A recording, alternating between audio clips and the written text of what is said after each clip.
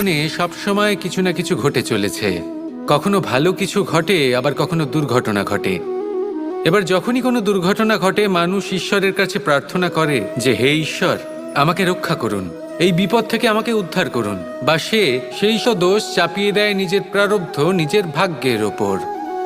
কিন্তু যদি আপনি গভীরভাবে ভাবেন, তাহলে প্রত্যেক দুর্ঘটনা, বাধা এবং বিপদ আপনার জীবনে শুধু একটাই উদ্দেশ্য নিয়ে আসে, আপনাকে আরও যোগ্য করে তোলার জন্য। যদি আপনাদের একটা উদাহরণ দিই, বর্ষার ঋতুতে যখন প্রচণ্ড মাত্রায় বৃষ্টি পড়ে, ছাদে জল পড়তে থাকে, তখন আপনি নিশ্চিত করে নেন, স্থির করে নেন যে এবার আমি এই ছাদকে নতুন করে বানিয়ে তুলব, আরও শক্তিশালী বানিয়ে তুলব, আরও দৃঢ় বানাবো। আপনার জীবনে যখন কোনো অসুখ করে, তারপর আপনি জীবনে আরও